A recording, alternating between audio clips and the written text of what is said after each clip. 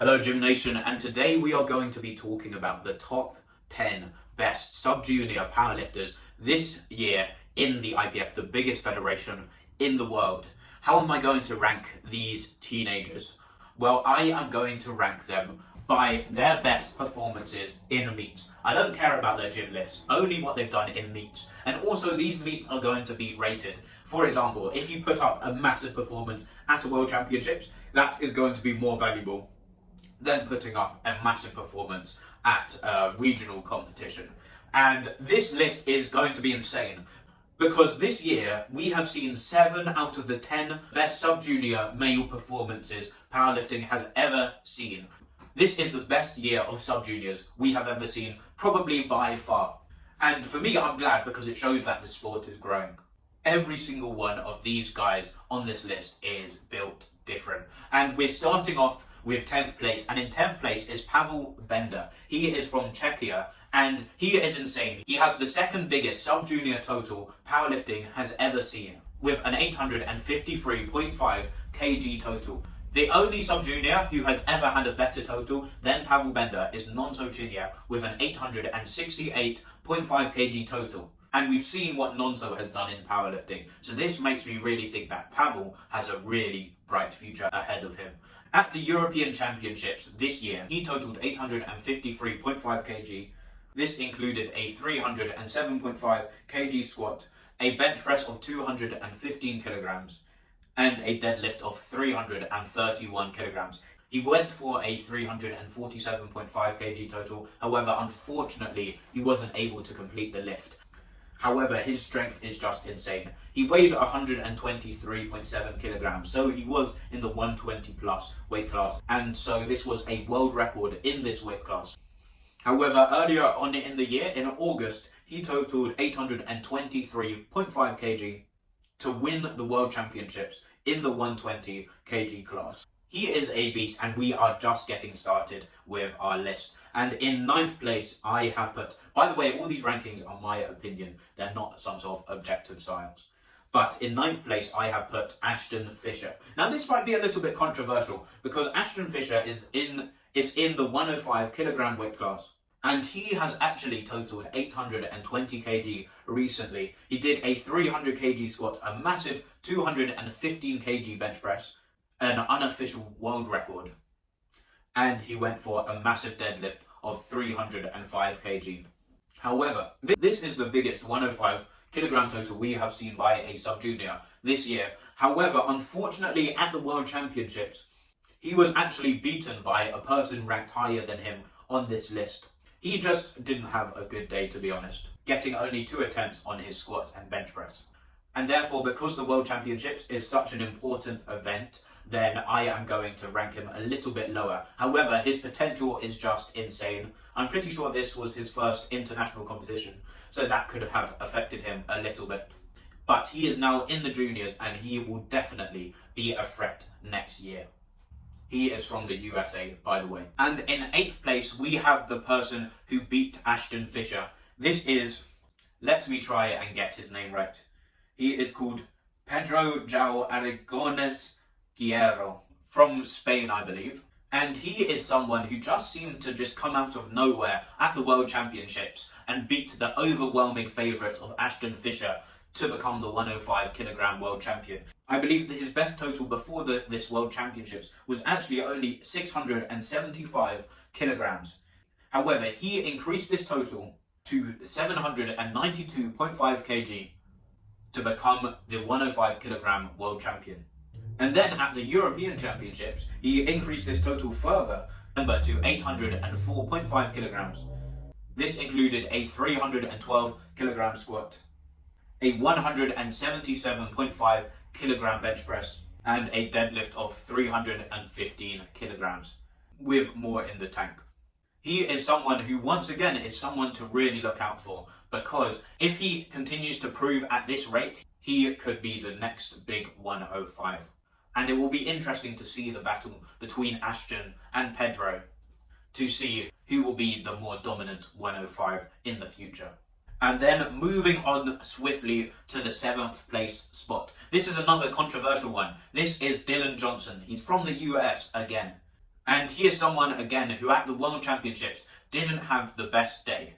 Unfortunately, he was disqualified from the competition because he was unable to put up a total, because he was unable to put up a squat or bench press.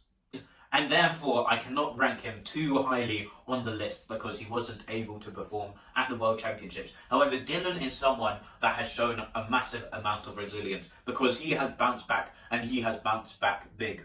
At his recent competition earlier this month, in the 93 kilogram class, weighing only 88 kilograms, he totaled a massive 772.5 kg. This included a 300 kg squat, an unofficial world record, a massive bench of 185 kilograms, and a massive deadlift of 287.5 kg.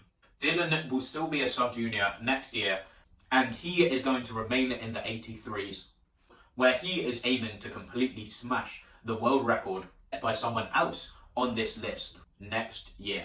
So he is definitely someone to look out for.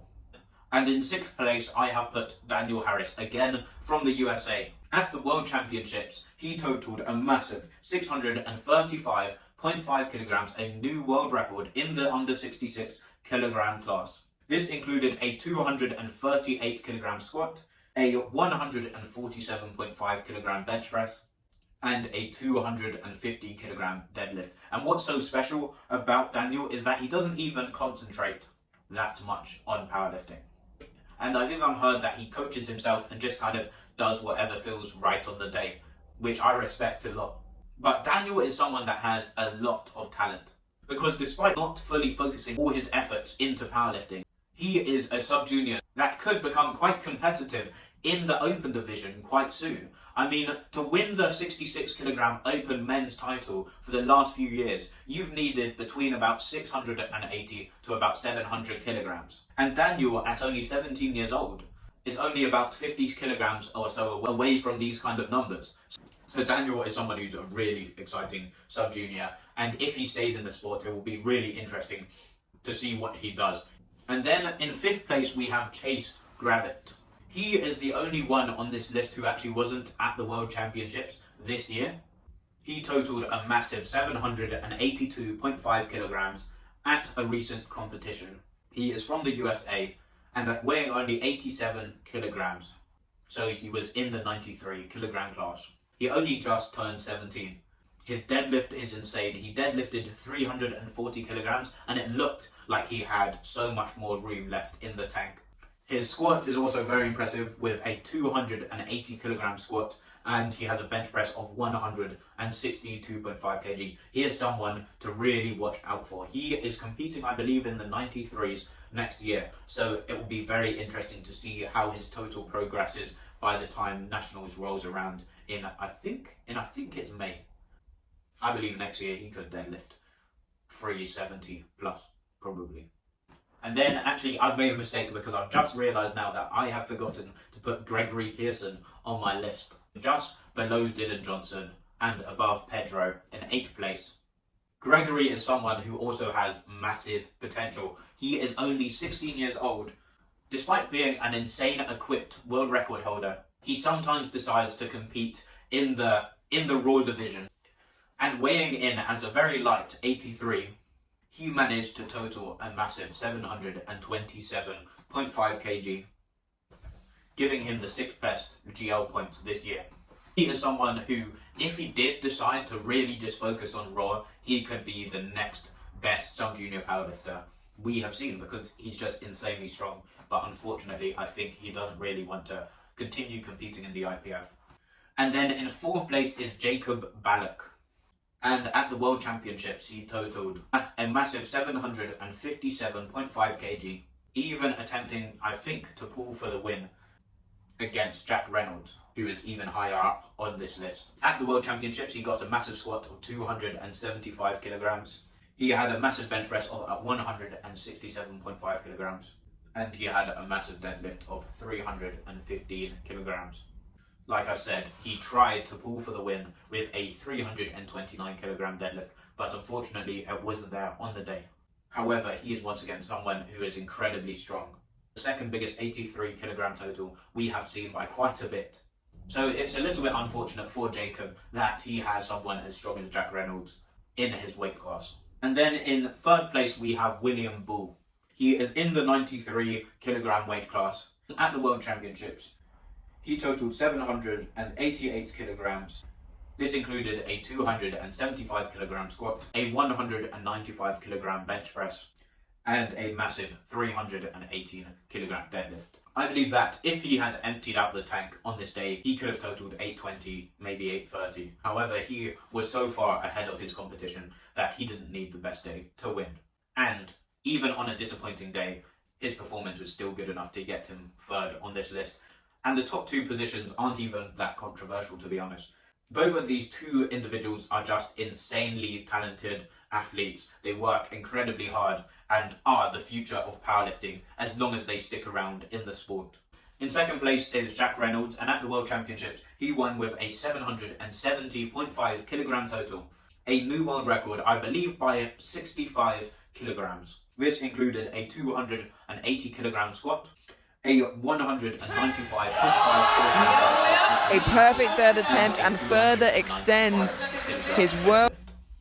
And once again, he didn't have the best day at the World Championships. However, he was strong enough that it didn't even matter.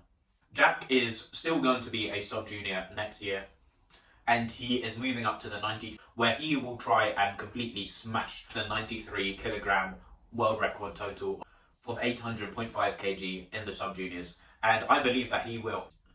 I think he even said that he was hoping to get a total of over 900 kg in the 93s next year. He did a kind of warm-up competition in the 93s this past month, and he totaled a massive 795 kilograms, including a massive 280 kilogram squat and a 310 kilogram deadlift. Unfortunately, he dropped his final deadlift of 320 kg, which would have given him a new world record of 805 kilograms. However, he is just incredibly strong, and it's going to be crazy to see what he is going to do in the 93s next year. And in first place is Elliott Sykes. It couldn't be anyone else. Elliott Sykes took the world record at the World Championships on a day which he wasn't happy with. He took a world record in the squat, he took a world record in the bench press, and he took a world record in the deadlift, and obviously the total in the 74 kilogram weight class. I think he broke the world record in the 74s by 110 kg. I think he won the competition by over 100 kg. His squat was 295.5 kilograms. His bench press was 170.5 kilograms, and his deadlift is 300 kilograms. This gave him the 9th best total the 74s have ever seen, regardless of age. Next year, he is moving up to the junior class, and he is hoping to smash the world record in that division. And the total world record is 839 kg, set by Austin Perkins. And if I'm being honest, I believe that Elliott next year will beat this total. I believe that Austin will have increased this total world record by the end of next year. However, Elliott will be going over 839 kg. You heard it here first. So thank you for watching. I hope none of you guys are offended if you missed out on this list. And I hope that if you were not happy with your position on this list, you'll see it as motivation. And one more thing to say, the future of powerlifting is looking very, very bright.